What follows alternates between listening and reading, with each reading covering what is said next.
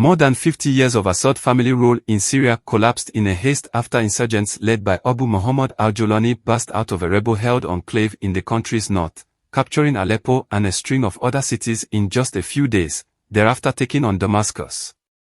Opposition forces entered the capital with little or no resistance on Sunday, December 8, 2024, as the Syrian army melted away and abandoned President Bashar al-Assad, who later fled the country.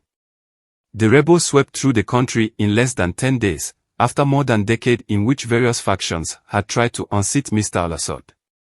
One major factor that influenced the fall of Assad's regime is the demoralized Syrian army.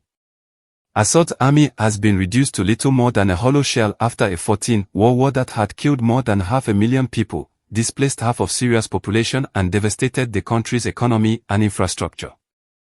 In the war's early years, experts said a combination of issues saw the military lose around half of its 300,000 army. Recently, Assad ordered a 50% raise in career soldiers' pay in a desperate effort to bolster his crumbling army. But with Syria's economy in tatters, soldiers' salaries are almost worthless and the move had little impact.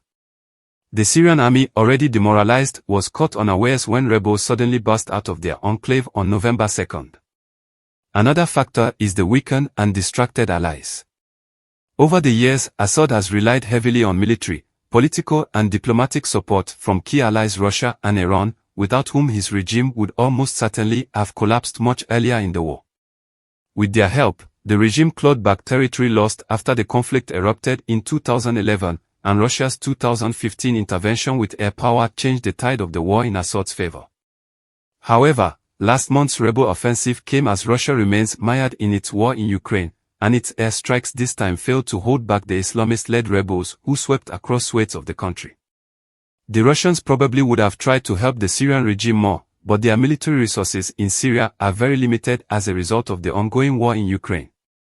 Iran is another key ally of Syria, who has long provided military advisors to Syria's armed forces and supported pro-government armed groups on the ground.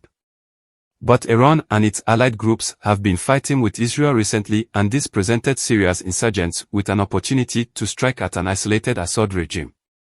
Iran's Lebanese proxy force Hezbollah has openly backed Damascus on the ground since 2013, sending thousands of fighters across the border to bolster the Syrian army. Now, Hezbollah had shifted many of its fighters from Syria to South Lebanon to face off with Israel, weakening its presence in the neighboring country.